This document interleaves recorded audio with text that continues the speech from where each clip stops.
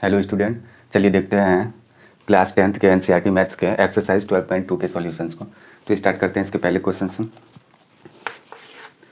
तो इसका पहला क्वेश्चन है कि find the area of the sector of a circle with radius 6 centimetre if angle of the sector is 60 degree. और इसके ऊपर में लिखा है unless stated otherwise use pi equal to 22/7। जब तक अन्यथा ना कहा जाए तब तक, यानी कि पाई का वैल्यू क्या लेना है 22/7। ये पाई का वैल्यू 22/7 ही लेना है जब तक कि कुछ कहा ना जाए। तो पहला क्वेश्चन क्या है, एक सेक्टर का एरिया निकालना है। ये सेक्टर है, सपोज़ कि ये एक सेक्टर है और इसका सेक्टर का एंगल है 60 डिग्री और ये 6 सेंटीमीटर इसका रेडियस है। तो इसका एरिया फाइंड आउट करना है। फिर से इसको रिपीट करते हैं। Find the area of a sector of a circle with radius 6 centimetre if angle of the sector is 60 degree. ऐसा दिया गया है कि एक सेक्टर है और उसका रेडियस क्या है 6 सेंटीमीटर और थीटा का वैल्यू ये 60 डिग्री दिया गया है। तो यहाँ आर तो हम लोगों को दिया गया है और थीटा का वैल्यू 60 डिग्री है। तो सेक्टर का एरिया कैसे निकालते हैं, area of the sector equal to theta upon 360, ये फार्मूला होता है, इंटू पाई आर स्क्वायर। तो ये हम लोगों को सब मालूम है, ये नाम में से देना कोई ज़रूरी नहीं है। वैसे भी अगर ऐसे दिखा दें तो थीटा ये सब है ही। थीटा का वैल्यू क्या है 60 डिग्री 360 और ये पाई का वैल्यू ये हो जाएगा आर क्या है 6 का स्क्वायर करेंगे तो ये 6 टाइम्स में हो जाएगा।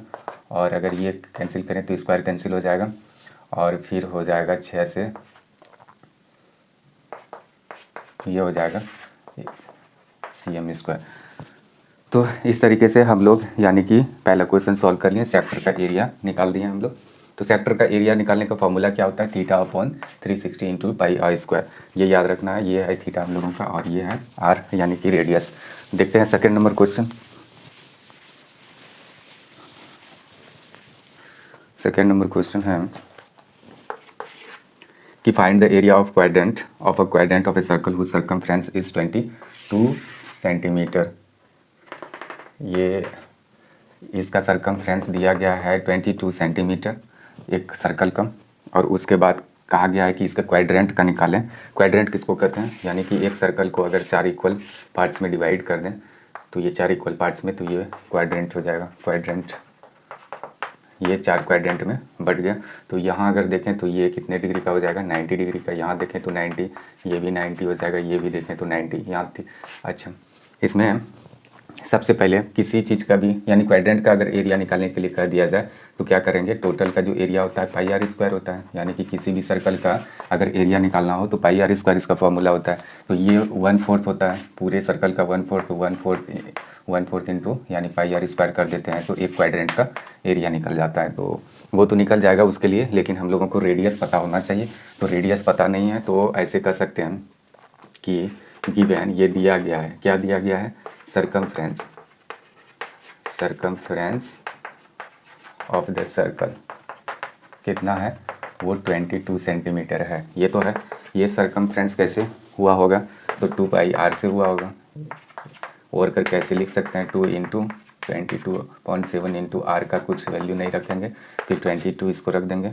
देयरफॉर अगर आर अगर डायरेक्ट अगर ऐसे लिखें तो क्या हो जाएगा, ये कुछ इस तरीके का हो जाएगा, ये कैंसिल हो गया तो 7/2 ये आर का वैल्यू आ गया हम लोगों के पास। यानी कि ये था सरकमफ्रेंस था, आर का वैल्यू 7/2 सेंटीमीटर आ गया। तब हम लोग क्या कर सकते हैं, क्वाड्रेंट का निकालना है। तो therefore area of the quadrant अगर निकालें, क्वाड्रेंट इक्वल टू क्या हो जाएगा 1/4 पाई आर स्क्वायर। ये भी कर सकते हैं या तो थीटा का मान भी लेके निकाल सकते हैं, कोई दिक्कत नहीं है। तो ये ऐसे हो जाएगा, पाई का वैल्यू तो है ही, आर का क्या है वैल्यू 7/2, उस पर स्क्वायर देना है। तो फिर इसको अगर करें तो 22/7 ये 49/4 हो जाएगा।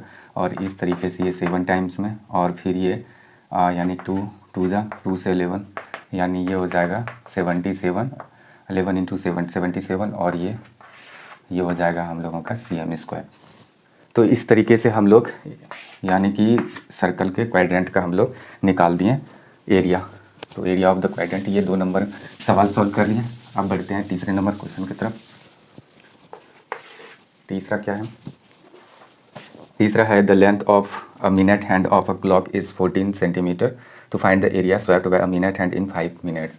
एक यानी कि क्लॉक है, ये रहा clock, length of minute hand of a clock, यानी कि इसमें क्लॉक में मिनट हैंड, जैसे कि ये क्लॉक है,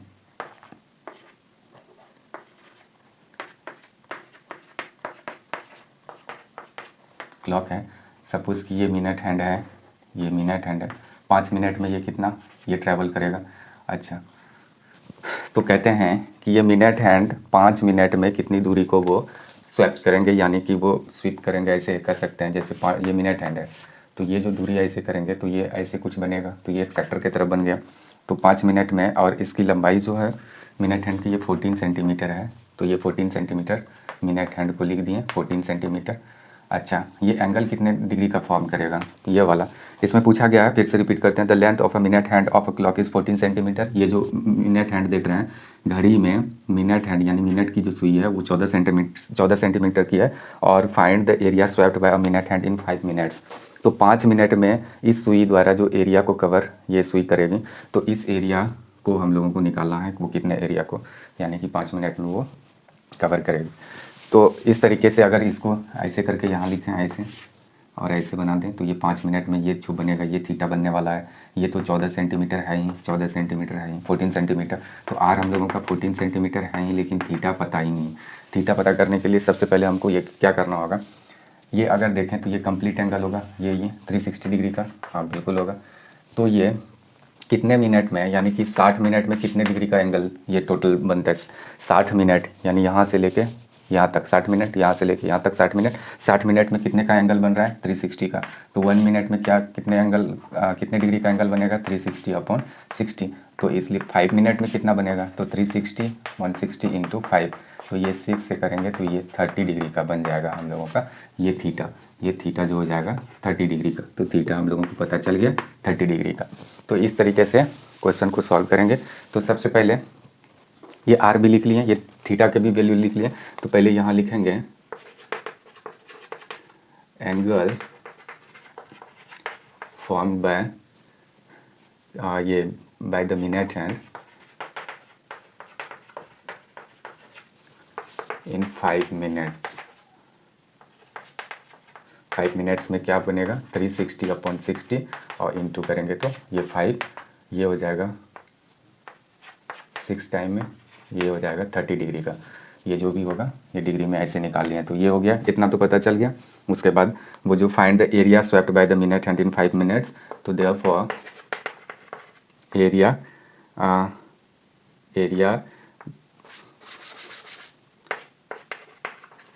the area swept by the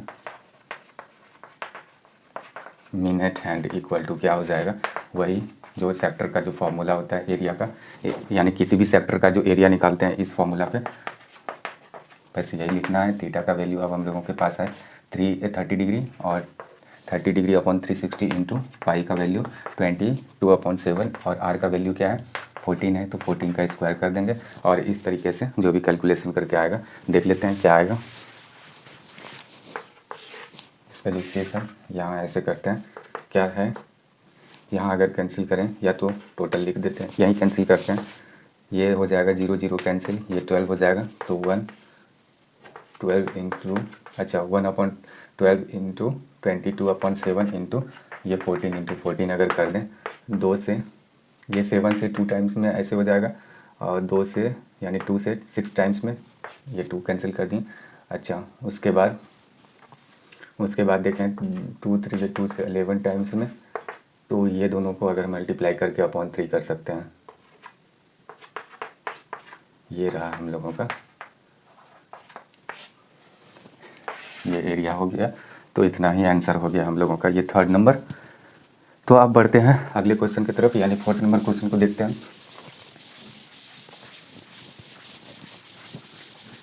4th number question है a chord of a circle of radius 10 cm subtends a right angle at the center to find the area of the corresponding minor segment or major segment और use pi equal to 3.14। ये एक circle है, a chord of a circle of radius 10 cm, ये code है, और ये मान लेते हैं इसका 10 सेंटीमीटर रेडियस दिया गया है, ठीक। और right angle eight the centre. और ये कोड देख रहे हैं, ये सेंटर पे एक राइट एंगल बना रहा है, वो भी ऐसे लिख देते हैं। Find the area of the corresponding minor segment. ये जो सेगमेंट देख रहे हैं ये वाला, इसका एरिया निकालने के लिए कहा गया है। यह है माइनर सेगमेंट, इसका एरिया निकालने के लिए कहा गया है। और मेजर सेक्टर का, फिर अगर ये वाला जो देखते हैं, ये वाला साइड इधर का, ये वाला जो सेक्टर देख रहे हैं, ये मेजर सेक्टर है, ये वाला मेजर सेक्टर है, इसका एरिया निकालने के लिए कहा गया है। इसका भी एरिया और माइनर सेगमेंट का भी एरिया निकालने के लिए कहा गया है। फिर से क्वेश्चन रिपीट करते हैं कि एक कोड है, ठीक, अ कोड of a circle of radius 10 centimetre, यानी कि एक कोड है जिसका ऐसे सर्कल का जिसका रेडियस 10 सेंटीमीटर है। Subtends a right angle eight the centre, यानी ये कोड सेंटर पे 90 डिग्री का एंगल फॉर्म कर रहा है। और उसके बाद find the area of the corresponding minor segment, तो इसी के करस्पॉन्डिंग जो माइनर सेगमेंट है उसका एरिया निकालने के लिए पहले नंबर में ये कहा गया है, दूसरे नंबर में ये कहा गया है एरिया ऑफ मेजर सेक्टर। तो ये दोनों चीज़ करेंगे, लेकिन इसके लिए सबसे पहले हम लोगों के पास ये जो थीटा है, थीटा का वैल्यू पहले लिख सकते हैं कि we have theta equal to क्या है 90 डिग्री, ऐसे कर सकते हैं, ये थीटा है। उसके बाद आर का वैल्यू देखें तो आर है 10 सेंटीमीटर। तो ये अगर ये सेगमेंट माइनर सेगमेंट का अगर निकालना हो तो ये टोटल सेक्टर का निकालना होगा, और उसमें क्या करना, इस ट्रायंगल को घटाना होगा। तो हम लिखेंगे एक नंबर कि एरिया ऑफ माइनर सेगमेंट का जो एरिया होने वाला है वो क्या हो जाएगा, एरिया ऑफ करिस्पॉन्डिंग सेक्टर, यानी ये टोटल करिस्पॉन्डिंग सेक्टर का ही एरिया निकाल के उसमें माइनस करना होगा एरिया ऑफ करिस्पॉन्डिंग ट्रायंगल। ये जो करस्पॉन्डिंग ट्रायंगल देख रहे हैं उसमें घटाना होगा पूरा सेक्टर का, यहाँ से यहाँ तक का पूरा का एरिया निकालेंगे और उसमें ये ट्रायंगल का घटा देंगे, तो बस जो बचेगा तो ये माइनर सेगमेंट का एरिया हो जाएगा। तो उसके लिए हम लोगों को क्या करना होगा, तो सबसे पहले वही थीटा अपॉन 360 इंटू क्या करना होगा पाई आर स्क्वायर, और इसमें ये करस्पॉन्डिंग ट्रायंगल का अगर एरिया देखें तो ये कैसे होगा, ये पहले समझते हैं इसको। क्या ये राइट एंगल ट्रायंगल है, ये 90 है और ये 10 और 10 है, तो ये क्या हो जाएगा, कोई भी ट्रायंगल का एरिया कैसे निकालते हैं, half into base into height, तो ये तो बेस हो जाएगा 10 और हाइट तो ये 10 सेंटीमीटर है, ये इसमें दिख ही रहा है परपेंडिकुलर ये है, तो इस तरीके से ये बेस और ये हाइट है, तो इस फॉर्मूला पे हम लोग निकाल सकते हैं। तो ये हाफ इंटू बेस अगर कर देंगे बी इंटू एच ऐसे कर देंगे, ठीक। अब देखते हैं इसी का वैल्यू रखें अगले स्टेप में, इसका थीटा का वैल्यू इंटू ये 22/7 आर स्क्वायर, आर क्या है 10 है, तो 10 का स्क्वायर अगर करेंगे तो 10 इंटू 10 लिख देते हैं 2 बार, और ये हाफ इंटू बेस का वैल्यू 10 है और एच का भी वैल्यू 10 ही है हाइट का, तो ऐसे लिख दिए। देखते हैं क्या होता है, ये क्या निकाल रहे हैं, ये माइनर सेगमेंट का एरिया निकाल रहे हैं। तो इस तरीके से ये 4 टाइम्स में कैंसिल हो जाएगा, उधर तो कुछ होने वाला नहीं है, 2 2 ज़ा 2 से 11 टाइम्स में, और ये देखेंगे तो कुछ इस तरीके का आ जाएगा, ठीक। फिर से इसको देख लेते हैं, 90/360 इंटू कुछ इस तरीके का है, तो ये 4 टाइम्स में, फिर 2 2 ज़ा 2 से 11, फिर ये 2 बच गया, 2 से ये 5 टाइम्स में ऐसे हो जाएगा। अच्छा, कुछ इस तरीके का बचा। अगर इधर देखें तो ये कुछ ये बचा, तो इस तरीके से अगर देखें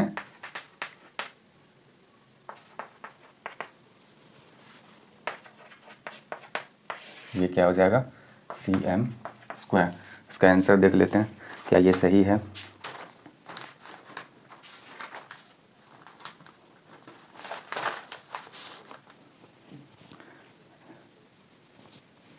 अच्छा, इसमें ये भी कहा गया था कि इसमें पाई का वैल्यू 3.14 लेना है, तो यहाँ थोड़ा सा इसको चेंज करना चाहेंगे। दरअसल इसमें जो थीटा का वैल्यू था वो तो लेंगे ही, थीटा/3, पाई का वैल्यू कुछ ये लेने के लिए कहा गया था, और आर स्क्वायर तो ऐसे कर दिए, हाफ इंटू 10 इंटू 10 ये कर देंगे। अगर ये देखें तो ये 4 टाइम्स में, तो ये क्या हो जाएगा 4 हो जाएगा। इस तरीके से हम मल्टीप्लाई सब करके देख रहे हैं, और ये 50 हो जाएगा। कुछ इस तरीके का होगा, 2 से अच्छा,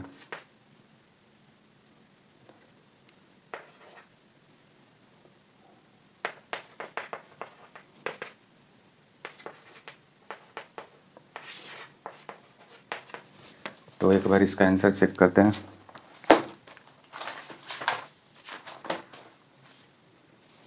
हाँ, इसका आंसर ठीक है, 28.5 आया। इसका आंसर 28.5, ये एरिया आ गया माइनर सेगमेंट का। तो इस तरीके से देख सकते हैं, सिर्फ सिंप्लीफाई किया है, इसमें कोई दिक्कत नहीं है, आराम से हो गया। अब किसका क्या करना है कि मेजर सेक्टर का निकालना है, इधर ये वाला जो पार्ट देख रहे हैं इसका निकालना है। तो एरिया ऑफ सेकेंड में, जैसे कि कोई भी अगर सर्कल का ये अगर सेक्टर है तो ये वाला तो माइनर सेक्टर है, तो ये वाला जो बच गया इधर का एंगल, ये वाला एंगल हम लोगों को पहले थीटा लेना होगा। तो ये जितना इधर बचेगा 360 में ये वाला माइनस करेंगे तो इधर का निकल जाएगा, तो वो थीटा पहले देख लेंगे।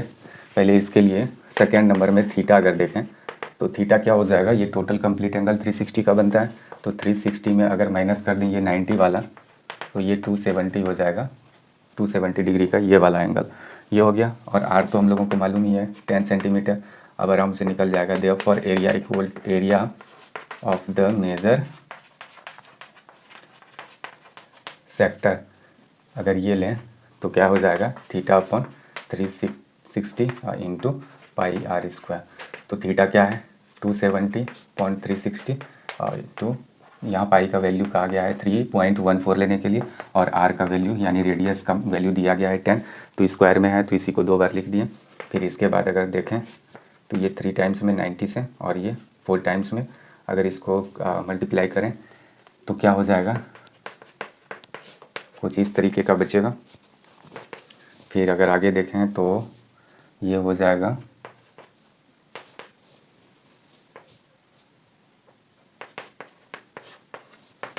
इस तरीके का हो जाएगा 157 इंटू 3, और उसके बाद फिर हम लोगों को क्या करना होगा, इसको मल्टीप्लाई कर देते हैं। क्या है 157 इंटू 3 करते हैं और 471, समय थोड़ा सा कम लगेगा, और इसको डिवाइडेड बाई 2 करते हैं तो 235.5, ये हो जाएगा हम लोगों का cm स्क्वायर। तो इस तरीके से हम लोग निकाल लिए इसका भी एरिया, मेजर सेक्टर का भी। अब बढ़ते हैं अगले क्वेश्चन की तरफ।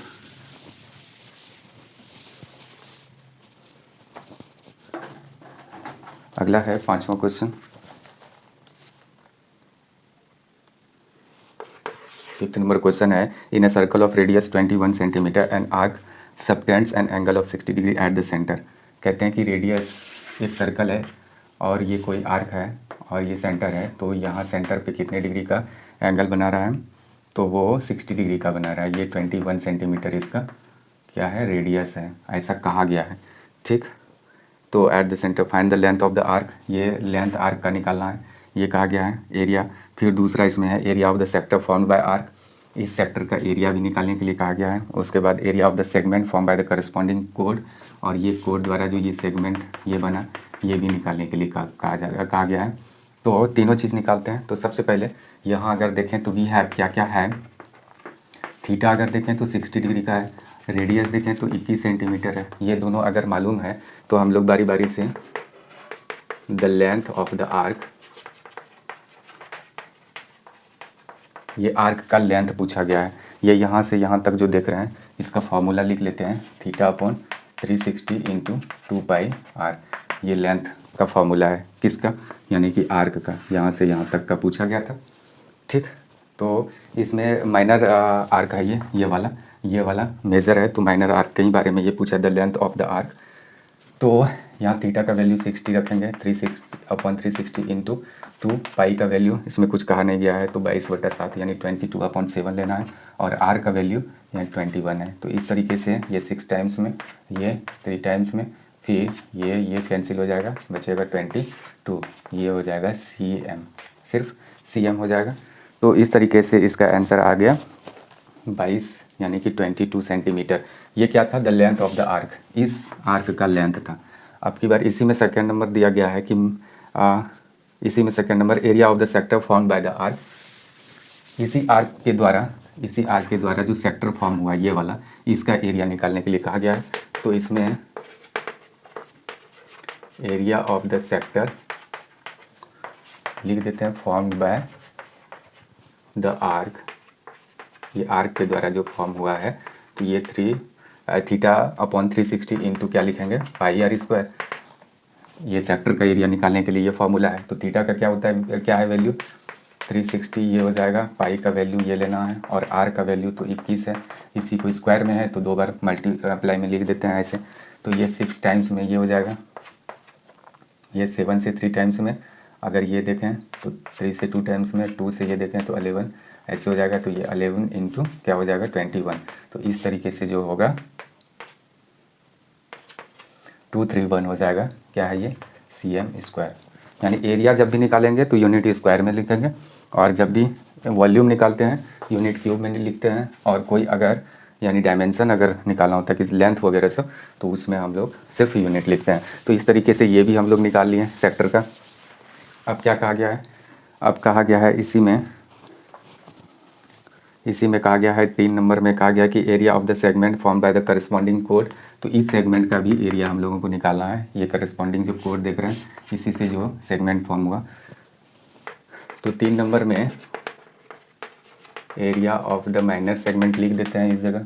ये माइनर सेगमेंट के ही बात कर रहे हैं के बारे में। तो ये क्या हो जाएगा, ये एरिया ऑफ करस्पॉन्डिंग सेक्टर, और इसमें डिवाइड माइनस करना होगा area of the corresponding triangle.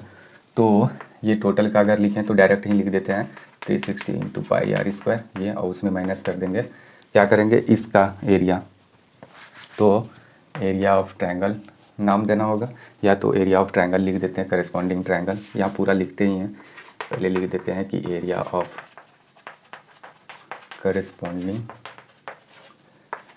Sector, और माइनस उसमें करना होगा एरिया ऑफ करस्पॉन्डिंग ट्रायंगल। देखते हैं आप एरिया ऑफ करस्पॉन्डिंग सेक्टर क्या हो जाएगा। उसके लिए फॉर्मूला है theta upon 360 into pi r square, ये हो गया। उसमें माइनस करना होगा इसका एरिया। तो ये करस्पॉन्डिंग ट्रायंगल का एरिया अगर इसको गौर से देखें तो ये 21 है, ये 21 है, ये 60 डिग्री है। तो ये 21 और ये भी 21 साइड है, तो इसके अपोजिट एंगल भी बराबर होंगे। अगर दो साइड बराबर है तो उसके अपोजिट एंगल भी बराबर होंगे ये दोनों। तो ये ऑलरेडी 6 है, तो ये दोनों 60 है, ये दोनों का सब कितने के बराबर होगा, 120 के बराबर होगा। तो 120 को इक्वल डिवाइड करेंगे तो ये कितने डिग्री का, 60, ये भी 60 का हो जाएगा। तो इस तरीके से ये किस तरह का ट्रायंगल बन रहा है, इक्विलेटरल। तो इक्विलेटरल का क्या होता है फॉर्मूला एरिया का, √3/4 इंटू साइड स्क्वायर। अब तो पता चल गया कि इसका साइड तो तीनों इक्वल ही होने वाला है। अगर तीनों एंगल इक्वल हो गया तो तीनों साइड भी इक्वल होगा। तो ये 21 है, 21 है, 21 ही होगा। तो उसका इस फॉर्मूला पे ऐसे अब जो वैल्यू है उसको रख देंगे, उसके बाद ये एरिया फाइंड आउट हो जाएगा। तो करते हैं, क्या है थीटा का वैल्यू, थीटा है 60 डिग्री अपॉन 360 इंटू पाई का वैल्यू तो जो है आर का अगर रेडियस का देखें तो ये 21 है। तो इसी को 2 बार करना होगा इंटू √3/4 इंटू साइड स्क्वायर। तो ये साइड स्क्वायर ऐसे कर दिए 21 इंटू 21। अब आगे देखते हैं कि इसमें क्या करना है। तो क्या इसमें पाई का वैल्यू दिया गया है, नहीं दिया गया है। तो इस स्थिति में हम लोग इसका मान ऐसे ही निकाल देते हैं 6 टाइम्स में, ये 3 टाइम्स में, 3 से 2, 2 से 11, तो 11 इंटू 21 हो गया। और यहाँ अगर देखें तो कुछ होने वाला नहीं है, इस तरीके का हो गया। इसको अगर मल्टीप्लाई करेंगे तो या इसको ही रहने देंगे, ये रहा ये। तो इसको यहाँ भी हम लोग छोड़ सकते हैं इस तरीके से, या तो वैल्यू अगर निकालना हो तो इसको थोड़ा सा प्रोसेस आगे करके भी लिख सकते हैं। तो इस तरीके से ये हो जाएगा हम लोगों का एरिया, ठीक। तो यहाँ √3 का अगर वैल्यू 1.73 या अप्रॉक्स में लेके इसको मल्टीप्लाई करके डिवाइड 4 से करके थोड़ा सा सिंप्लीफाई करना चाहे तो कर सकते हैं, या तो टेक्स्ट बुक में इसी तरीके का आंसर दिया होगा। आगे बढ़ते हैं, अगले क्वेश्चन को देखते हैं।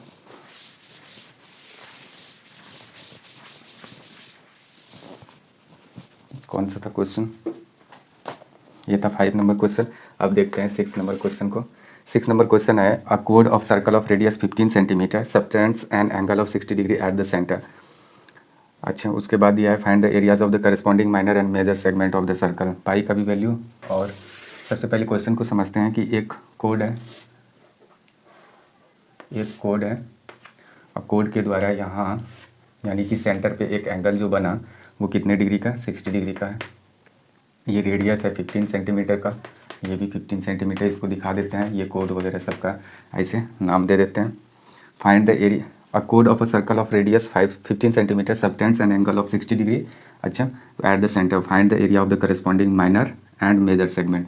ये जो माइनर सेगमेंट है इसका भी एरिया फाइंड आउट करने के लिए कहा गया है, और ये वाला जो देख रहे हैं मेजर सेगमेंट, इसका भी एरिया निकालने के लिए कहा जा रहा है। तो पाई का वैल्यू यहाँ दिया गया है, पाई का वैल्यू 3.14 लेना है, उसके साथ साथ √3 का भी वैल्यू दिया गया है 1.73। तो ये कहीं काम पड़ सकता है, तो इसको हम लोगों को लेना होगा। तो देखते हैं कहाँ काम आता है। तो इसको गौर से देखें, तो ये इस सेगमेंट का एरिया निकालने के लिए क्या करना होगा, करस्पॉन्डिंग ये पूरा सेक्टर का एरिया निकालना होगा, उसमें माइनस करना होगा इस ट्रायंगल का एरिया। तो इसको फिर से वही देखते हैं, पिछले क्वेश्चन का प्रीवियस जो क्वेश्चन था तो इसी तरीके का था। ये 60 है तो ये भी 60 होगा, क्योंकि ये इक्वल साइड है, तो इक्वल साइड के अपोजिट एंगल क्या होते हैं, इक्वल होते हैं। इस तरीके से तो ये इक्विलेटरल ट्रायंगल हो गया। तो एरिया ऑफ, डायरेक्ट लिखते हैं, area of minor segment equal to, क्या लिख दें कि एरिया ऑफ करस्पॉन्डिंग, वही टोटल चीज़ लिखना होगा। तो या तो ऐसे शॉर्ट में अगर इसी को लिखें तो इस तरीके से लिख सकते हैं, एरिया ऑफ सेक्टर OABO लिख लेते हैं, OABO, और उसमें माइनस कर देते हैं एरिया ऑफ ट्रायंगल AOB। ऐसे इस तरीके से भी लिख सकते हैं। तो ये टोटल सेक्टर, ये जो सेक्टर देख रहे हैं, इस सेक्टर में हम लोगों को माइनस करना होगा ट्रायंगल का एरिया। तो ये हो जाएगा θ/360 इंटू πr², और माइनस करना होगा हम लोगों को हाफ। इसमें कौन सा, ये तो इक्विलेटरल ट्रायंगल हो गया, तो इसमें √3/4 इंटू साइड स्क्वायर, तो इस साइड का स्क्वायर ये लिख देते हैं एक बार, साइड स्क्वायर। इसके बाद देखते हैं अगले स्टेप में, तो सबका वैल्यू रखेंगे। तो वैल्यू रखते हैं, थीटा का क्या है value, 60 degree upon 360 degree into pi का वैल्यू तो यहाँ लेने के लिए कहा गया है 3.14, और आर का अगर वैल्यू देखें तो आर का है 15, तो r² है, तो ये 15 इंटू 15 कर दिए। ये √3 का तो वैल्यू बाद में रख लेंगे, या तो रख भी सकते हैं, 1.73 लेने के लिए कहा गया है, तो इसी जगह लिख देते हैं अपॉन 4, और इंटू साइड का स्क्वायर, तो साइड तो वही है, तो 15 इंटू 15 ऐसे लिख दिए। इसके बाद अगर इसको सॉल्व करना हो तो इस तरीके से कर सकते हैं, 6 टाइम्स में ये हो जाएगा। फिर इसके बाद सारा कैलकुलेशन है, तो देखते हैं कैलकुलेटर की सहायता से क्या है। 3.14 इंटू 15 इंटू 15 करते हैं, तो जो भी इसका आउटपुट आएगा उसको डिवाइड करना है बाय 6, तो इक्वल टू हो जाएगा 117.75। इसमें माइनस करना होगा इधर का, क्या करेंगे 1.73 और डिवाइडेड बाय 4 है। इसके बाद जो भी आउटपुट आएगा उसको मल्टीप्लाई कर देते हैं 225 से, तो इस तरीके से 97.3125 आ गया। ये दोनों को माइनस करें तो क्या हो जाएगा, इस तरीके से आ जाएगा 20.4375। ये जो भी आया तो ये क्या है, सेंटीमीटर स्क्वायर। तो ये था area of the minor segment, ये सेगमेंट का एरिया ये वाला। अब हम लोगों को यहाँ से मेजर सेगमेंट का निकालना है। तो मेजर सेगमेंट निकालने के लिए ऐसा नहीं है कि टोटल एरिया ऐसे निकालेंगे। अभी जो माइनर का सेगमेंट का निकला है 20.4375, ये cm² जो निकला है, ये छोटे वाले पार्ट का निकला है माइनर सेगमेंट का। तो अब एरिया अगर मेजर का निकालना हो, मेजर सेगमेंट का, तो ये इधर का अगर ये वाले भाग का अगर निकालना हो एरिया, ये वाले भाग का तो निकाल लिया है। तो क्या करेंगे, टोटल सर्कल का, होल सर्कल का एरिया निकाल के उसमें ये माइनर वाला सेगमेंट का एरिया घटा देंगे, तो ये वाला हो जाएगा। तो इसमें देख लेते हैं, क्या सेक्टर का तो नहीं कहा गया, नहीं सेगमेंट का ही पूछा गया। Now area of the major segment, major segment का क्या होगा, एरिया ऑफ द सर्कल, यानी कि टोटल सर्कल का, होल सर्कल का एरिया निकाल के उसमें क्या कर लेंगे, minus area of minor segment. इसके बाद होल सर्कल का एरिया का फॉर्मूला क्या होता है, πr², उसमें माइनस कर देंगे। ये तो वैल्यू ही है, तो वैल्यू को लिख लेते हैं यहाँ। और पाई का वैल्यू क्या है, 3.14 शायद लेने के लिए कहा गया था, आर का वैल्यू है 15 × 15 और इसमें माइनस हो जाएगा ये।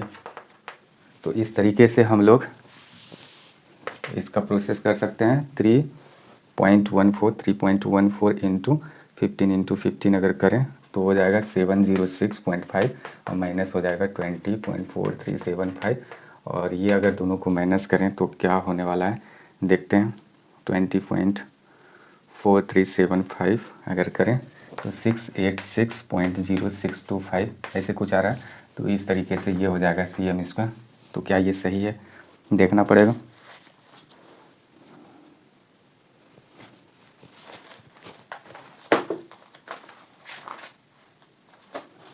ऑलमोस्ट। इसके बाद देखते हैं 7th नंबर क्वेश्चन को।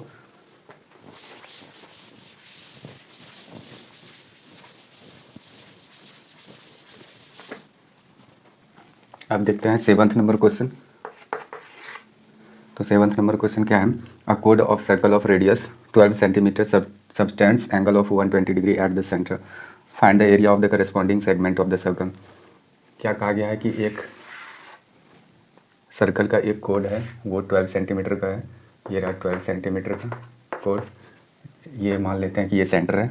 Code of circle of radius दिया गया है। इसका रेडियस दिया गया है कि 12 centimetre subtends an angle of 120 degree at the centre. यानी ये एक कोड के द्वारा सेंटर पे कितने डिग्री का एंगल फॉर्म कर रहा है 120 डिग्री का। यानी ये तो 120 डिग्री का है एंगल।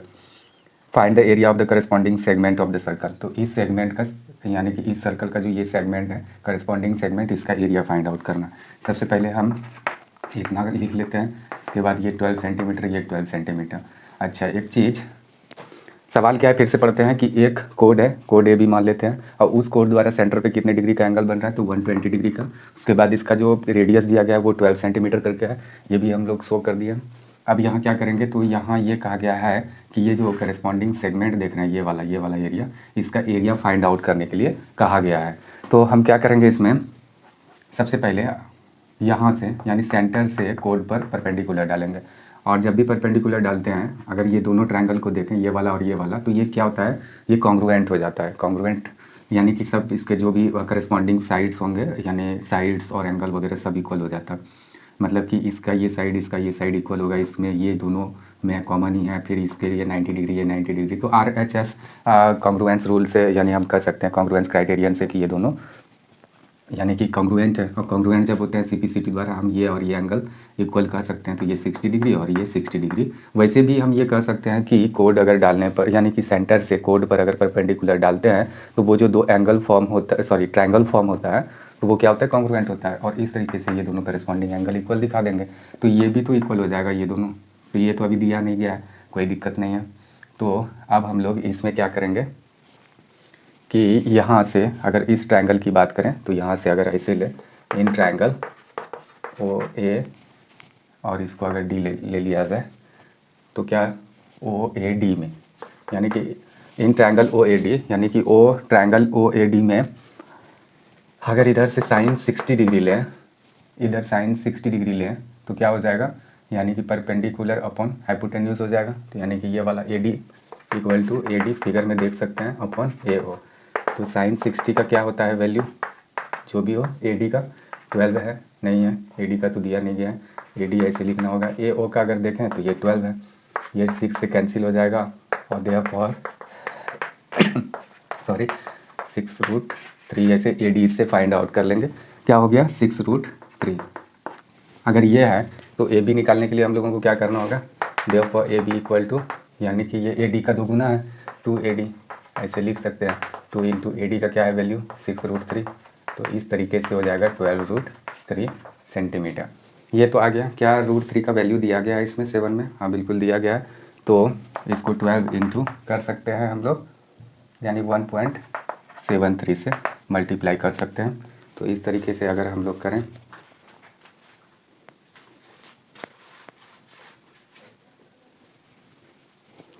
क्या हो जाएगा 1.73 इंटू 12 अगर करें तो 20.76 आ जाएगा CM। इस तरीके से हम लोग इसका वैल्यू निकाल लिए। 20.76, ये यहाँ से लेके यहाँ ए बी का 20.76 इसका वैल्यू। √3 का वैल्यू दिया गया था 1.73 और पाई का भी वैल्यू दिया गया हुआ 3.14, ये लेने के लिए कहा गया है। तो अभी हम लोगों को ये पता चल गया कोड का लेंथ। अब जैसे ही कोड का लेंथ पता चल गया तो हम लोग आराम से इस सेगमेंट का एरिया निकाल सकते हैं। therefore area of segment of the segment, या ये जो मेंशन किया गया है रिक्वायर्ड सेगमेंट लिख देते हैं। रिक्वायर्ड सेगमेंट इक्वल टू क्या हो जाएगा, ये पूरा सेक्टर का एरिया में अगर ये वाला ट्रायंगल का एरिया घटा दें तो area of the corresponding sector minus area of the corresponding triangle, ये कह सकते हैं हम लोग। ये हो जाएगा करस्पॉन्डिंग सेक्टर, ये यहाँ से ये टोटल हो गया तो इसमें क्या होगा θ/360 degree into pi r square, और माइनस उसमें कर देंगे। अगर इसका एरिया निकालना है इस ट्रायंगल का तो क्या लिख सकते हैं उसमें, इसमें अगर देखें तो तीनों साइड दिया गया है तो उससे भी निकाल सकते हैं, लेकिन इसमें हम लोगों को OD अगर निकाल लेते हैं तो ज़्यादा बेहतर होता है। तो OD निकालने के लिए हम लोगों को tan 60 डिग्री का ऐसे इस्तेमाल करके ये AD अपॉन ये OD ऐसे लिख के OD का वैल्यू निकाल लेते हैं तो बहुत अच्छा रहता। tan 60 डिग्री का √3 वैल्यू, AD का क्या है वैल्यू 6√3, OD का अगर देखें तो यही तो निकालना है OD, शायद आप लोग देख पा रहे होंगे ये वाला OD।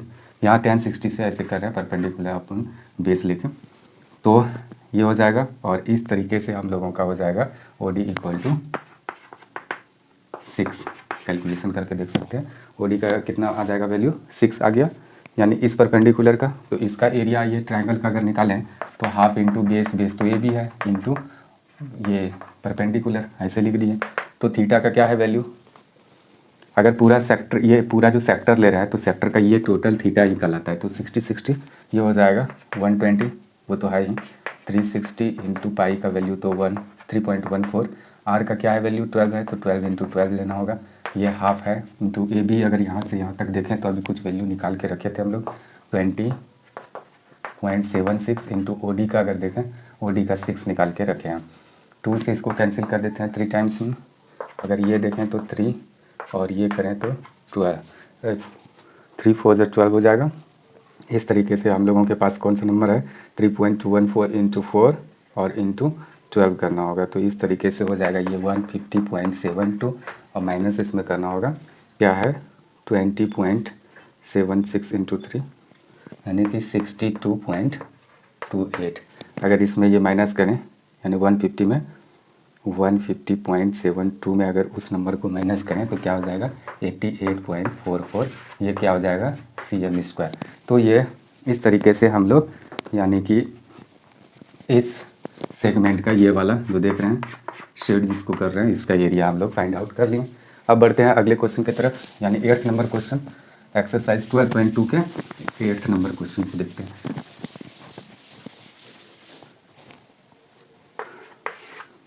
क्या है 8th नंबर क्वेश्चन,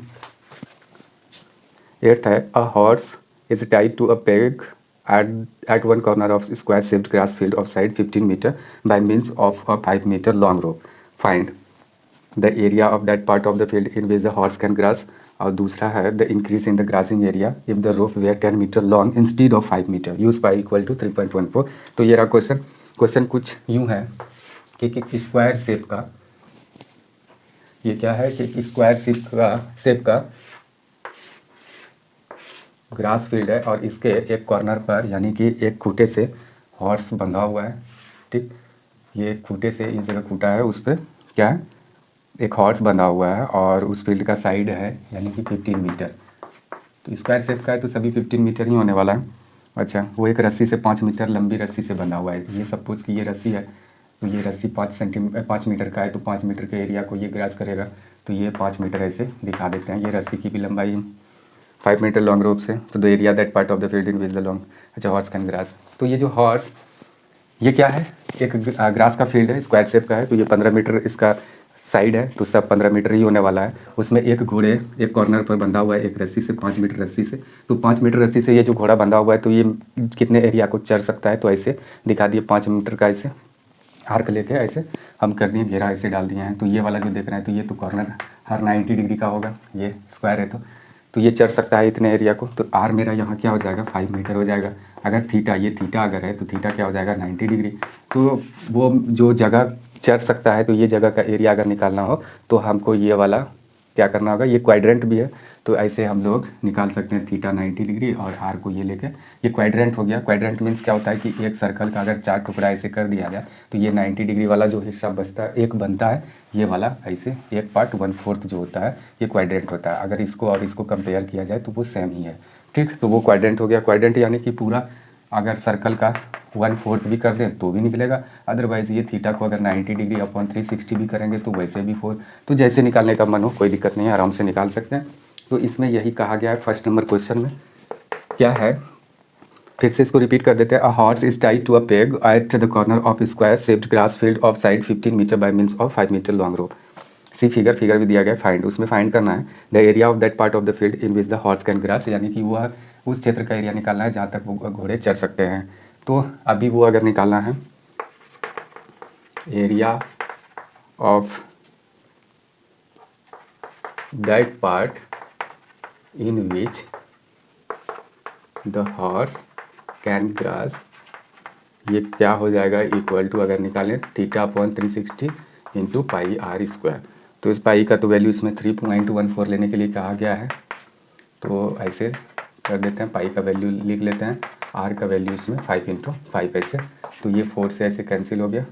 इसके बाद अगर इधर देखें तो जो जो नंबर बचा उससे वो कर देते हैं मल्टीप्लाई, क्या हुआ 3.14 इंटू 25 ऐसे कर देते हैं। तो ये हो जाएगा 78.5 अपॉन 4 है तो डिवाइडेड बाय 4 इक्वल टू हो जाएगा 19.625। ये रहा हम लोगों का क्या है, ये कौन सा यूनिट, मीटर स्क्वायर। तो बस ये पहला नंबर था, यानी कि इतने स्क्वायर लैंड को वो चढ़ सकता है वो घोड़ा जो इसमें दिया गया है। तो फर्स्ट नंबर इसमें 8 में 2 क्वेश्चन दिया गया है तो 8 का पहला कर दिए कि ये जो रस्सी से बंधा हुआ था घोड़ा तो वो कितने एरिया तक को चढ़ सकता है, तो वो है 19.625 मीटर स्क्वायर। उसके बाद अगर इसी में दूसरा क्वेश्चन है क्या था 19.625, ये तो चढ़ सकता है। अगला इसी में पढ़ते हैं क्या है दूसरा कि the increase in the grazing area if the rope were 10 metre long instead of 5 metre. अच्छा, कहते हैं कि ये जो रस्सी देख रहे हैं ये रस्सी 5 मीटर का होता, अगर ये 10 मीटर का होता, सपोज ये 10 मीटर का है तो कुछ इस तरीके का चढ़ता। ये अगर रस्सी यहाँ से यहाँ तक 10 मीटर का, अगर कहते हैं कि फुटेज से अगर वो 10 मीटर की रस्सी से बंधा हुआ तो मतलब वो घोड़ा बंधा हुआ होता तो ये जो अभी जितना चढ़ सका तो उसमें कितना इंक्रीमेंट होता, यानी कितना वो इंक्रीज़ होता वो एरिया, ऐसा पूछा गया। The increase in the grazing area if the rope were 10 metre long instead of 5 metre. अगर 5 मीटर रस्सी के बजाय 10 मीटर अगर रस्सी वो होती तो वो घोड़ा कितना ज़्यादा एरिया को चढ़ सकता था। बस इसमें क्या करना है कि जो एरिया इधर तो निकाले ही हैं, अगर ये 10 मीटर रस्सी का अगर आर लेके हम निकाल लें और उसमें इतना एरिया घटा दें तो ये यही यहाँ से यहाँ तक जो एरिया ऐसे चढ़ा गया है यही इंक्रीज़ हुआ है यानी बढ़ा हुआ है। तो इसका अगर एरिया हम लोग निकालें तो क्या करना होगा, यहाँ से यहाँ तक का टोटल का एरिया में ये वाला एरिया घटा देंगे तो आराम से हो जाएगा। तो हम 2 नंबर ऐसे लिख लेते हैं, रिक्वायर्ड इंक्रीज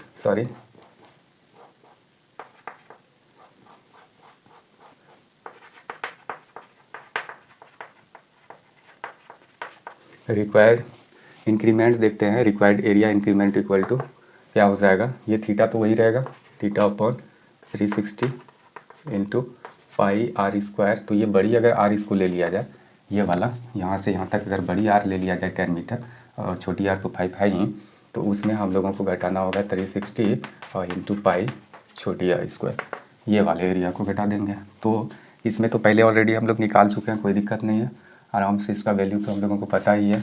वो ऐसे भी कर सकते हैं, या तो हम लोग ऐसे थीटा अपॉन 360 इंटू पाई को रख लें तो ये वाला बड़ी आर स्क्वायर और माइनस छोटी आर स्क्वायर। तो ये वाला अगर देखें थीटा का वैल्यू क्या है 90 है अपॉन 360 और इंटू ये है 3.14 आर का अगर वैल्यू देखें तो 10 का स्क्वायर माइनस ये हो जाएगा हम लोगों का 5 का स्क्वायर। इस तरीके से देखते हैं आगे के स्टेप में क्या लिख सकते हैं हम लोग। तो ये 1/4 यानी इंटू 3.14 इंटू अगर ये देखें तो ये 100 में 25 को माइनस करेंगे तो 75 हो जाएगा। उसके बाद जो ये बचा तो इसका कैलकुलेशन कर देते हैं हम लोग। यानी क्या बचा 3.14 इंटू 75 अगर ये कर दें और डिवाइडेड बाय 4 अगर कर दें तो इस तरीके से हो जाएगा। डायरेक्ट इसका लिख रहे हैं 75 इतना जो होगा ये मीटर स्क्वायर। ये ज़्यादा वो चढ़ने वाला है या इंक्रीमेंट होगा अगर 10 मीटर रस्सी से उसको अगर बांध दिया जाए घोड़े को। अब देखते हैं 9th नंबर क्वेश्चन को।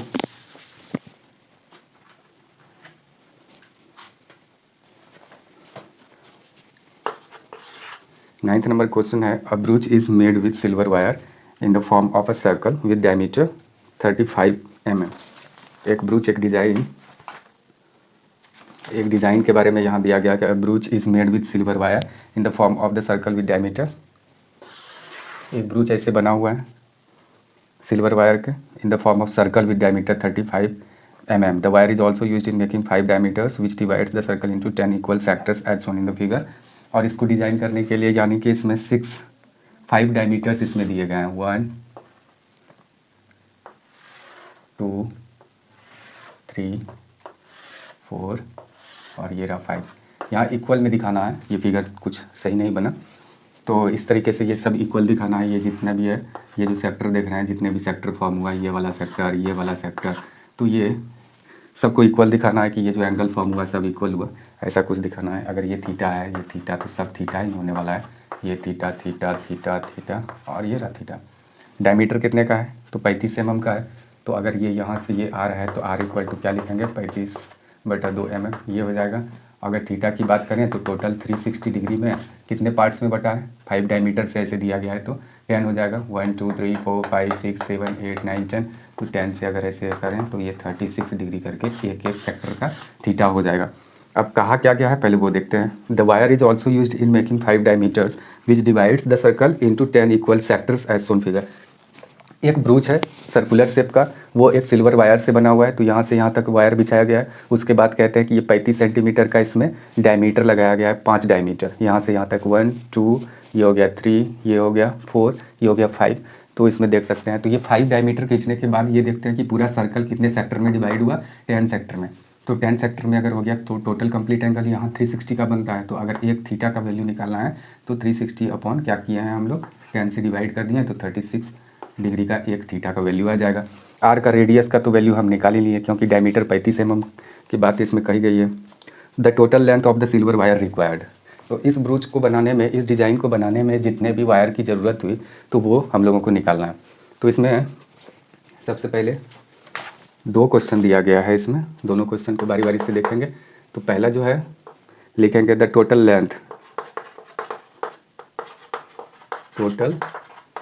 Length of the silver wire required equal to कितने तार की ज़रूरत होगी।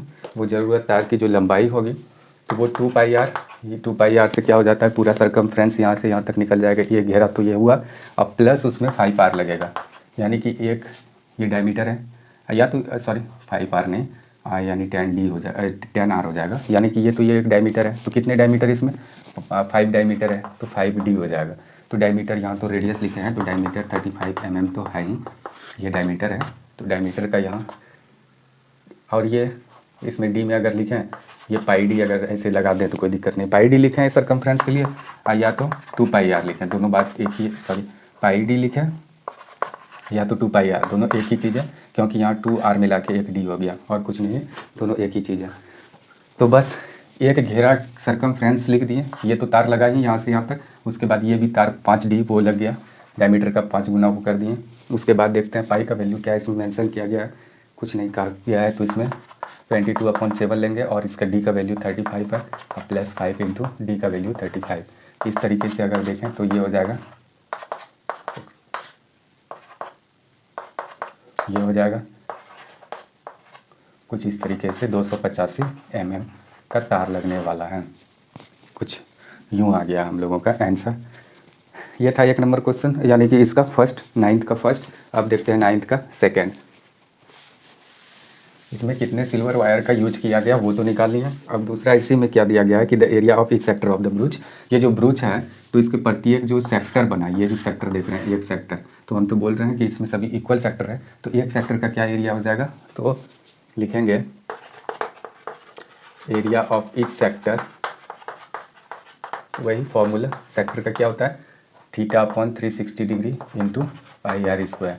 तो थीटा का वैल्यू क्या है 36 अपॉन 360 इंटू पाई का वैल्यू, और आर क्या है हम लोग निकाले हैं, ये 35/2 है, स्क्वायर में है तो इसी को 2 बार अगर लिख दें तो कोई दिक्कत नहीं आराम से।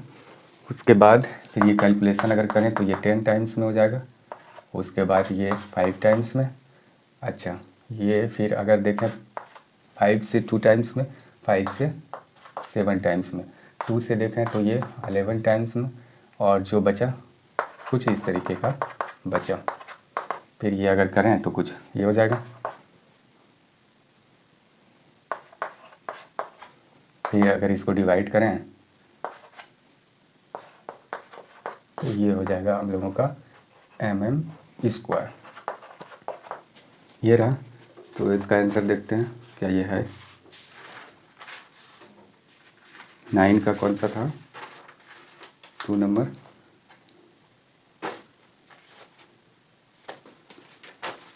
अप्रोक्स। इस तरीके से हम लोग 9 नंबर को भी सॉल्व कर लिए। अब देखते हैं 10 नंबर क्वेश्चन को। क्या है 10 नंबर क्वेश्चन, 10 है एन अम्ब्रेला हैज़ 8 रिब्स, यानी कि एक अम्ब्रेला के कितने रिब्स हैं, 8 रिब्स हैं या अच्छा, which are equally spaced, assuming umbrella to be flat circle of radius 45 centimetre, find the area between the 2 consecutive ribs of the umbrella. यानी कि ये अम्ब्रेला है, अम्ब्रेला तो कुछ इस तरीके का होता है, ऐसे अगर अम्ब्रेला मान लिया जाए कि ये अम्ब्रेला है, ये अम्ब्रेला है, तो ये वाला जो पार्ट देख रहे हैं इसको अगर खोल के ऐसे फैला दिया जाए तो ये कुछ ना कुछ हल्का सा सर्कुलर शेप का दिखेगा। इस तरीके से बना भी दिया गया है फिगर में। तो इसमें जो यानी ऐसे ऐसे जो लगे होते हैं वो वायर की तरह, उसको रिब्स कहते हैं, रिब्स। तो इसमें कहते हैं कि इसमें 8 रिब्स, कितने रिब्स हैं, फ्लैट सर्कल रेडियस ऑफ इतना फाइंड द एरिया, 8 रिब्स हैं। तो 8 रिब्स को अगर दिखाएं तो वो इक्वल तरीके से दिखाना होगा, तो इस तरीके से हम दिखाते हैं। कितने रिब्स हो गए 1 2 3, और क्या ये 8 रिब्स हुआ, 1 2 3 4 5 6 7 8, हाँ बिल्कुल हो गया, 8 रिब्स ऐसे हो गया। यानी कि उसके जो ऊपर वाले भाग है उसको अगर ऐसे फैला के ऐसे किया जाए तो इस तरीके का शेप हो जाएगा सर्कुलर शेप में। और ये जो लगे देख रहे हैं 2 रिब्स, सब रिब्स हैं, तो ये सब तो इक्वल यानी डिस्टेंस पे लगा रहता है तो कोई दिक्कत नहीं है। तो यहाँ जो भी थीटा फॉर्म होगा तो सबका सेम ही होने वाला है। तो थीटा कितने डिग्री का होगा, तो देखते हैं। यहाँ 8 रिब्स ऐसे बना दिए, इसमें सेक्टर कितने हुए 1 2 3 4 5 6 7 8। तो यानी कि अगर थीटा देखें तो 360 कंप्लीट में अगर 8 से डिवाइड कर दें तो आराम से हो जाएगा, क्या हो जाएगा 45 डिग्री का हो गया। अगर ये रेडियस की बात करें तो रेडियस वही 45 सेंटीमीटर का है, 45 सेंटीमीटर का, तो रेडियस हम 45 सेंटीमीटर ऐसे दिखा दिए। ये तो हो गया। सवाल इसमें देखते हैं कि क्या है कि assuming umbrella to be flat circle of the radius 45 centimetre, find the area between the 2 consecutive ribs of the umbrella. तो कहते हैं कि ये जो 2 कॉन्जिक्यूटिव रिब्स है उसके बीच का जो एरिया है उसको फाइंड आउट करना है। तो लिखते हैं area of between 2 consecutive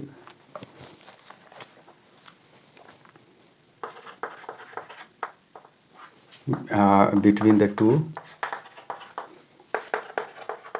consecutive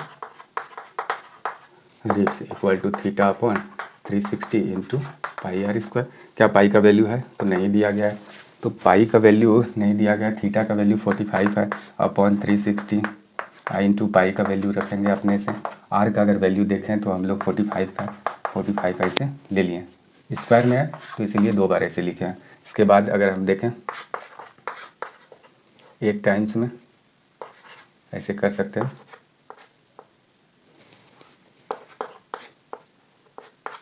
8 times में ये हो जाएगा, और फिर ये देखें तो इधर कैंसिल करना मुश्किल है, कुछ यूँ बचेगा, अब कैलकुलेशन कर देते हैं, जो बचा वही एरिया हो जाएगा। तो 11 इंटू 45 इंटू 45 अगर करें तो कुछ इस तरीके का हो जाएगा,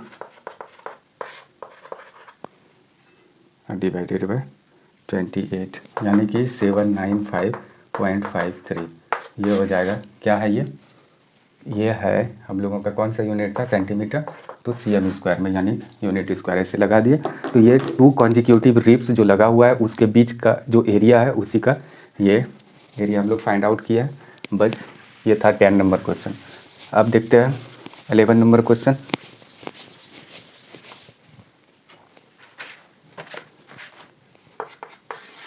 क्या है 11 नंबर question? A car has 2 wipers which do not overlap. Each wiper has a blade of length 25 cm sweeping through an angle of 115 degree, यानी कि 115 डिग्री का। अच्छा, find the total area cleaned at each sweep of the blades. Wipers है, car के 2 wipers हैं। Suppose कि ये car के 2 वाइपर्स ऐसे उसके विंडशील्ड पर, मतलब विंडशील्ड पर लगे हुए हैं। तो अगर ये वाइपर अगर ऐसे मूव करेगा तो कुछ इस तरीके से, यानी विंडशील्ड को साफ़ करेगा।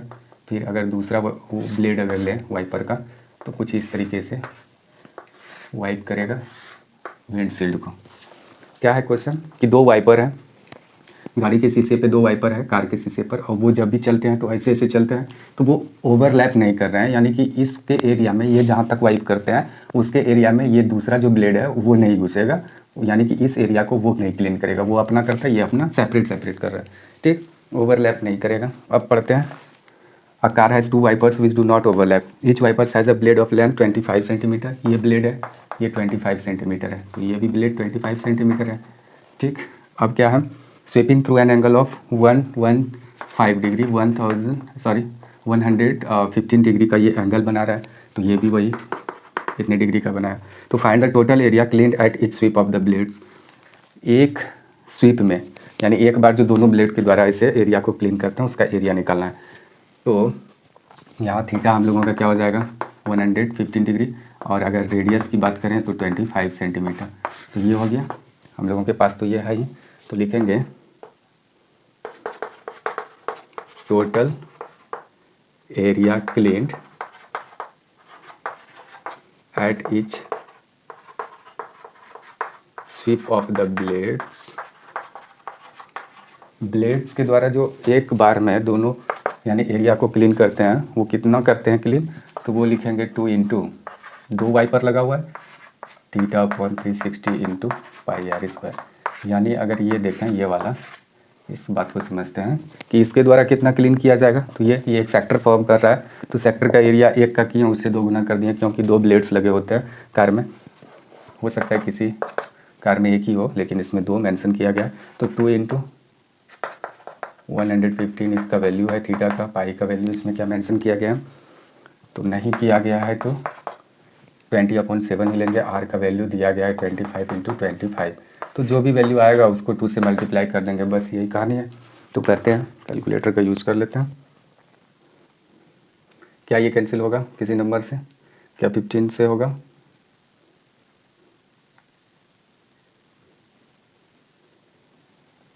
तो अगर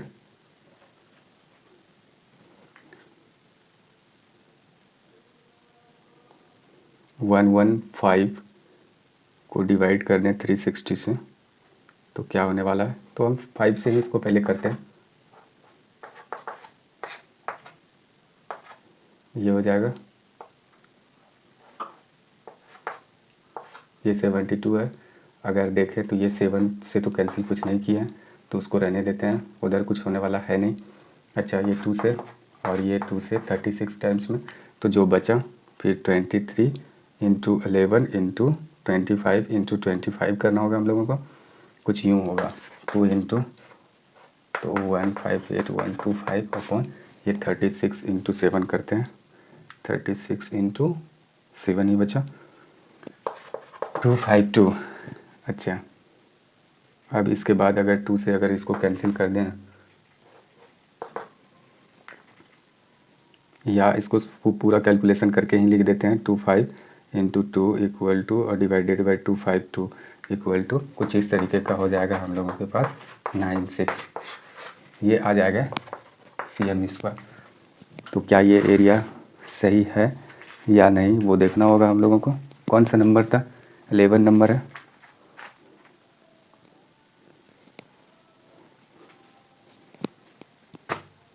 हाँ, तो ये बिल्कुल सही है। अब बढ़ते हैं अगले क्वेश्चन की तरफ। 12 नंबर क्वेश्चन देखते हैं। 12 नंबर क्या है?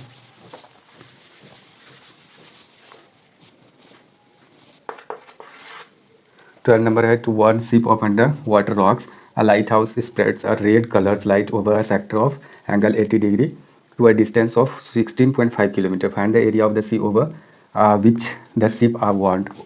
पाई का वैल्यू मेंशन किया गया है।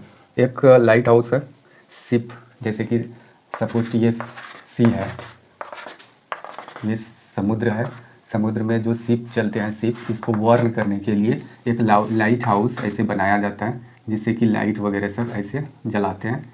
ये सपोज कि एक लाइट हाउस है, यहाँ से लाइट दिखाया जाता है कि रेड लाइट वगैरह सब किसी तरह का सिग्नल देते हैं जिससे शिप का के कैप्टन को पता चल जाए क्या करना है, रोकना है या क्या नहीं करना है। तो वो सिग्नल देते हैं लाइट हाउस के द्वारा। तो कहा गया है कि लाइट हाउस जो ऐसे सिग्नल जब भी देंगे तो वो इधर से उधर यानी ये रोटेट करता है। तो रोटेट कुछ इस तरीके से सेक्टर के तरफ फॉर्म करेगा, यानी कि अगर लाइट अगर इधर से दिखाएं, टॉर्च को ही ऐसे ऐसे अगर हम घुमाएंगे तो कुछ इस तरीके से फॉर्म होगा ये लाइट का, ये ऐसे, तो ये सेक्टर की तरफ फॉर्म करता है, सिग्नल देते हैं। तो ये 16.5 किलोमीटर तक ये लाइट जाता है। लाइट हाउस के लाइट बहुत दूर तक जाते हैं। तो ये रहा 16.5 किलोमीटर। और ये जो कितने का एंगल बनाते हैं, ये एंगल भी दिया गया है कि ये 80 डिग्री का एंगल बनाते हुए लाइट को ऐसे दिखाते हैं। तो कहते हैं find the area of the sea over which the ships are warned.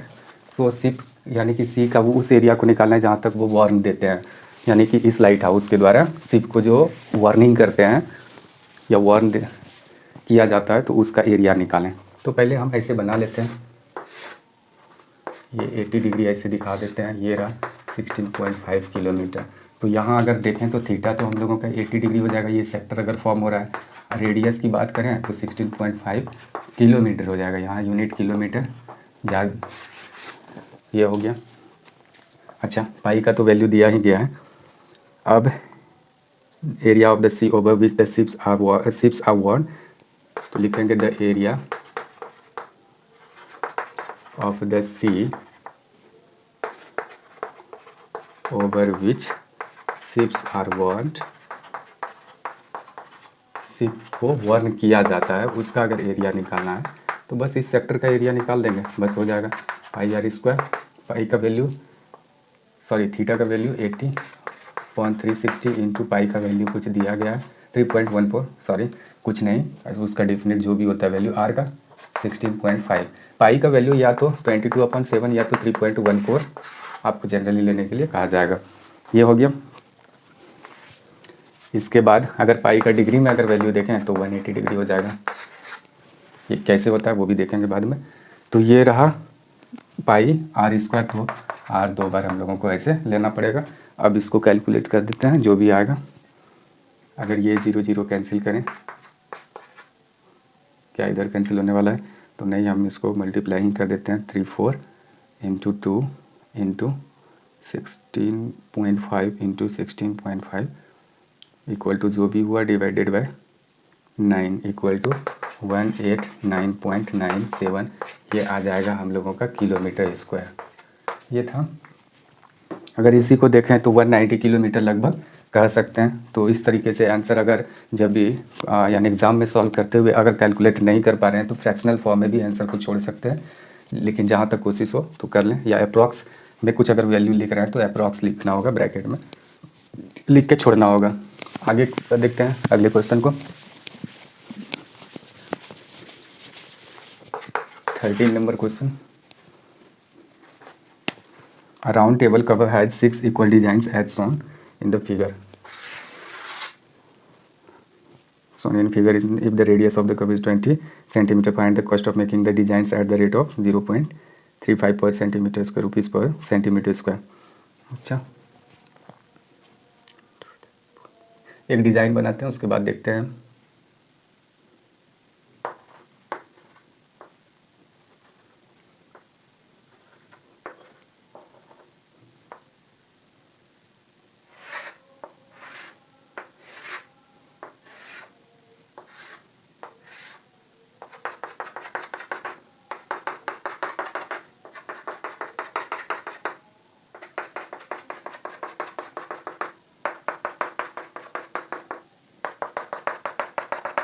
क्या है, क्वेश्चन को पढ़ते हैं।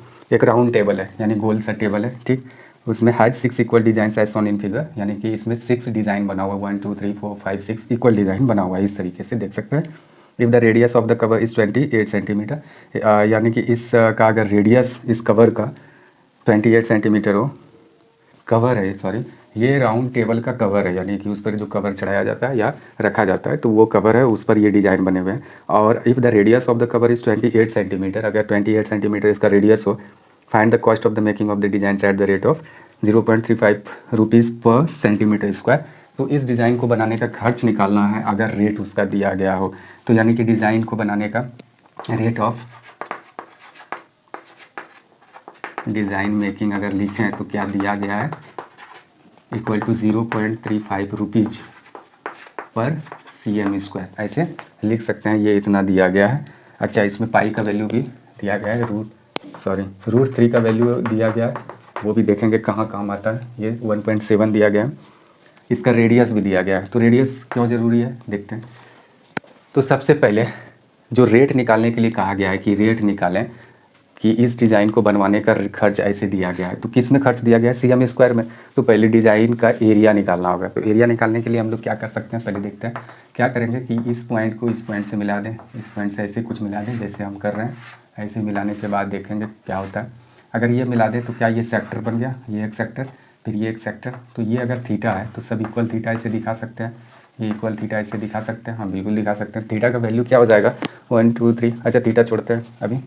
ये रेडियस कितने का है, 28 सॉरी क्या सेंटीमीटर में है, हाँ तो 28 मीटर तो बहुत ज़्यादा लंबा हो जाएगा, 20 सेंटीमीटर में ही होगा।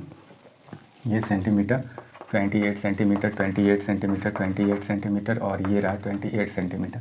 अगर ये थीटा की बात करें तो थीटा क्या हो जाएगा, 1 2 3 4 5 6 इक्वल पार्ट है। थीटा इक्वल टू अगर देखें तो 360 कंप्लीट डिग्री में, कंप्लीट एंगल में अगर हम 6 से भाग दे दें तो क्या हो जाएगा, 60 डिग्री का, यानी कि ये 60 डिग्री हो जाएगा, ये 60 डिग्री का थीटा, ये भी 60 डिग्री का, 60 डिग्री, 60 डिग्री, और ये रहा 60 डिग्री।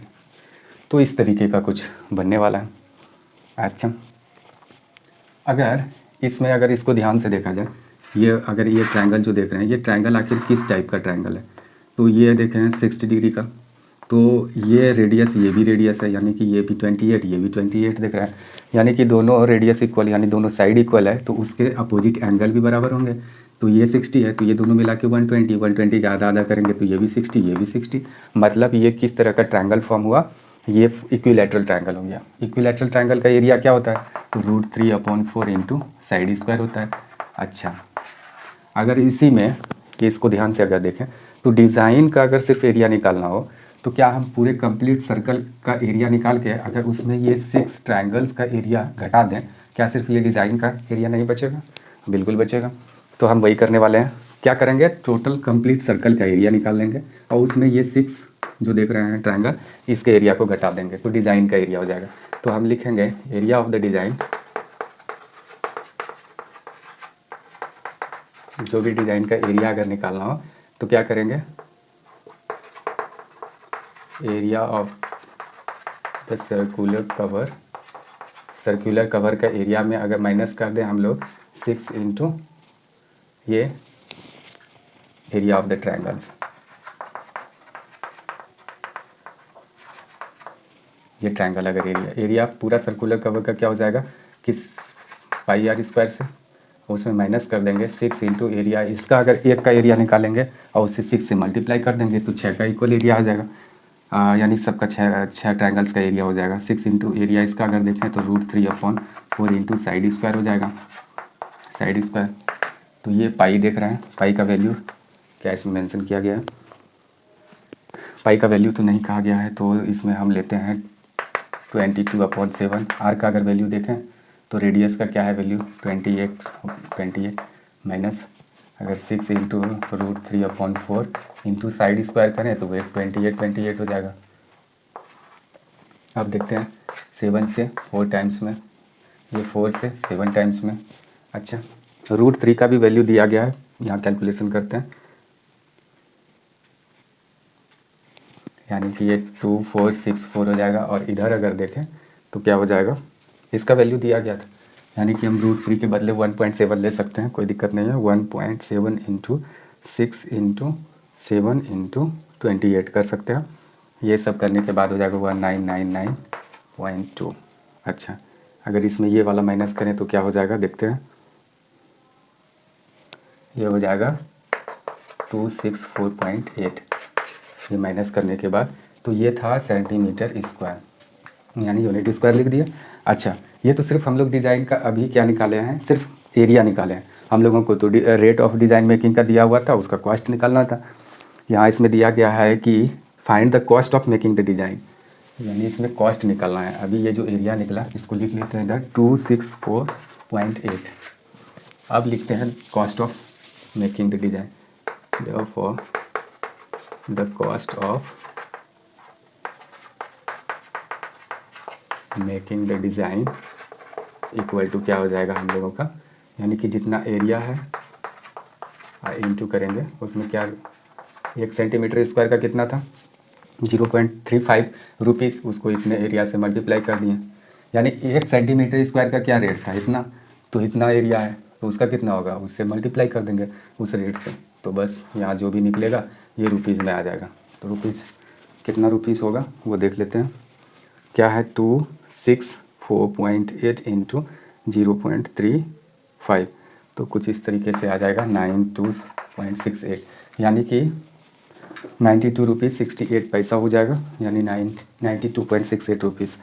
तो इस तरीके से हम लोग यानी कि 13वें क्वेश्चन को 13 नंबर क्वेश्चन को भी सॉल्व कर लिए। तो ये हो गया, जिस यूनिट में रेट दिया गया हो उसी में एरिया निकालें और उसके बाद रेट से उसको मल्टीप्लाई कर दें। तो इस तरीके से 13 था। अब देखते हैं 14 नंबर क्वेश्चन, ये लास्ट है इस एक्सरसाइज का ये question. Tick the correct answer in the following यानी tick the correct answer in the following. ये दिया गया है area of the sector of an angle P in degrees of the circle with radius R is, क्या है area of the sector of angle P। एक sector पहले बनाते हैं, इसमें कहते हैं कि ये अगर एंगल P हो और रेडियस अगर R हो इस सेक्टर का, तो एरिया ऑफ द सेक्टर क्या होगा। तो एरिया ऑफ द सेक्टर कैसे निकालते हैं, यानी थीटा यहाँ देखते हैं P है, और अगर रेडियस की बात करें तो R है। ऐसे अगर इसी को रेडियस ही लिख दें, रेडियस R दिया गया है, तो इसका एरिया ऑफ द सेक्टर निकालने के लिए कहा गया, ये सब मेंशन है। तो इसमें थीटा अपॉन क्या करेंगे 360 into pi R square. Theta का क्या है वैल्यू P है, ये क्या है 360 इंटू पाई का पाई ही रहने देंगे, R क्या है, तो ये रेडियस जो दिया गया है तो ये अब बड़ी R है, तो ऐसे लिख देंगे। तो क्या हो जाएगा P 360 into pi R square. क्या ये ऑप्शन में है, तो यहाँ देखते हैं कि ऑप्शन, पहले ऑप्शन को लिखते हैं। यहाँ 4 ऑप्शन दिया गया है, P अपॉन 180 इंटू 2 पाई R पहला है। बी ऑप्शन दिया गया है कि P upon 180 degrees into pi R square, ये दिया गया है। अगर सी ऑप्शन को देखें तो P अपॉन 360 इंटू 2 पाई R दिया गया है। तो कौन सा सही कौन सा होगा वो देखना होगा हम लोगों को। लोग देख पा रहे हैं ये वाला डी ऑप्शन क्या है, तो डी है P अपॉन 720 यानी 720 इंटू 2 पाई R स्क्वायर। तो ये सही कौन सा होने वाला है हम लोगों को कैसे पता चलेगा, तो देखते हैं। ये P इतना है पाई R स्क्वायर, R स्क्वायर यानी R स्क्वायर तो रहना ही है, R स्क्वायर कैंसिल वैंसिल कुछ होने वाला तो दिख नहीं रहा, तो R स्क्वायर होना चाहिए। तो ये वाला R स्क्वायर नहीं है, एक ये पता चल गया, दूसरा इसमें भी R स्क्वायर नहीं है, तो ये दोनों तो होगा नहीं। अब रहा ये दोनों में क्या हो गया 180 है, तो 180 यहाँ अगर देखें तो अगर इसको 180 करें तो हम लोगों को क्या करना होगा, ज़रा सोच के देखें कि इसको मिलाते कैसे हैं। तो अगर इसको, ये आंसर है हम लोगों का, अगर इसको हम मल्टीप्लाई कर दें 2/2 से तो क्या होने वाला है, तो ये 2 से कैंसिल हो जाएगा, यानी कि 2/2 1 होता है, 1 से मल्टीप्लाई पूरे में करेंगे तो कुछ यही होगा, फ़र्क नहीं पड़ा। तो लेकिन ये 2 से अगर ये कैंसिल करेंगे तो कुछ इस तरीके से हो जाएगा, लेकिन इससे कैंसिल किए हैं तो नीचे तो 2 बचा।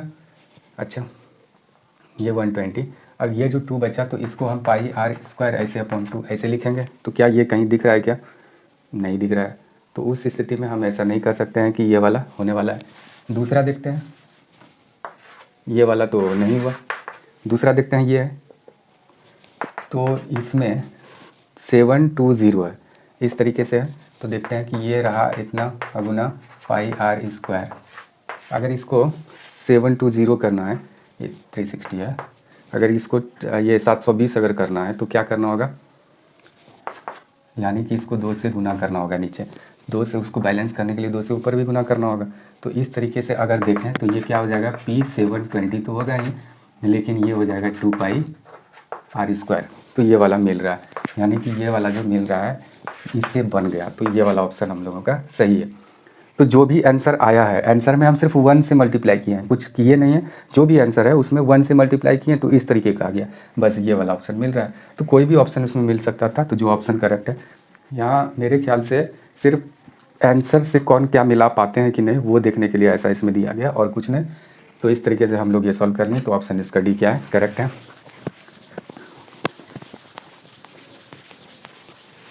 इस तरीके से हम लोग 12.2 को सॉल्व कर लिए। अब मिलते हैं अगले वीडियो में अगले एक्सरसाइज के साथ, तब तक के लिए धन्यवाद।